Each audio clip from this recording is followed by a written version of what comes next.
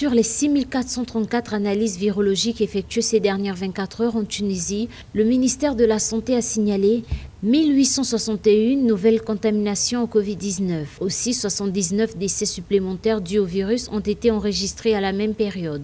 La Tunisie totalise ainsi 368 908 cas confirmés de Covid-19, dont 13 515 décès et 321 485 guérisons depuis l'apparition de la pandémie le 2 mars 2020. Notons qu'au 92e jour de la campagne nationale de vaccination, 1 347 889 Tunisiens se sont fait vacciner parmi les 2 408 406 inscrits sur la plateforme électronique Evax.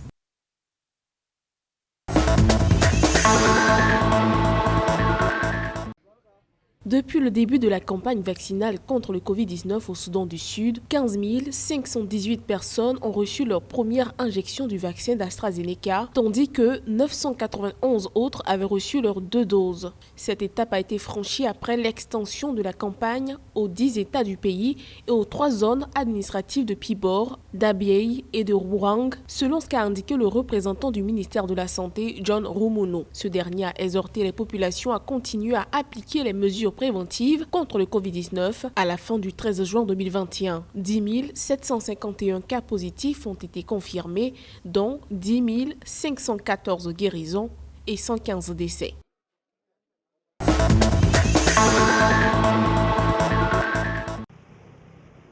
En République du Congo, les autorités ont de nouveau prolongé l'état d'urgence sanitaire pour la 22e fois d'affilée. Après avoir reconduit l'état d'urgence sanitaire, les populations ont exprimé leur ras-le-bol. Elles se disent lassées et demandent l'assouplissement du couvre-feu qui intervient les week-ends et jours fériés dès 20h. Selon certains habitants, les heures du couvre-feu sont un moment d'angoisse. Mais le gouvernement reste ferme.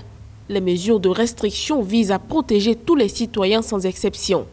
Depuis le début de la pandémie dans ce pays d'Afrique centrale, au total, 160 personnes ont succombé au virus.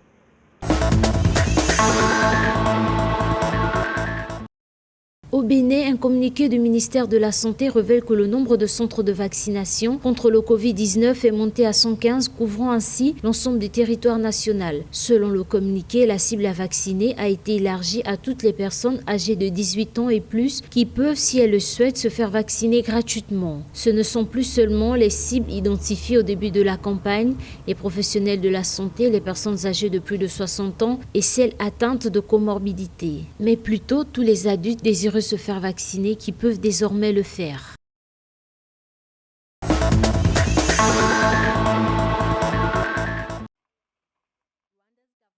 Malgré une augmentation du nombre d'infections au Covid-19, le ministre rwandais de la Santé, Daniel Gamige, a affirmé que son pays était capable d'empêcher une 3e vague de contamination. Sur les 100 000 tests réalisés, seulement 20 personnes ont été testées positives, d'après ce qu'a déclaré Daniel Gamige lors d'un entretien diffusé à la télévision nationale. Les services de tests rapides vont s'étendre à des endroits spécifiques, tels que les grands hôtels, a précisé le ministre. Par ailleurs, tout événement se déroulant dans les lieux publics ne devrait pas dépasser 30% de capacité d'accueil. Une surveillance stricte sera de mise.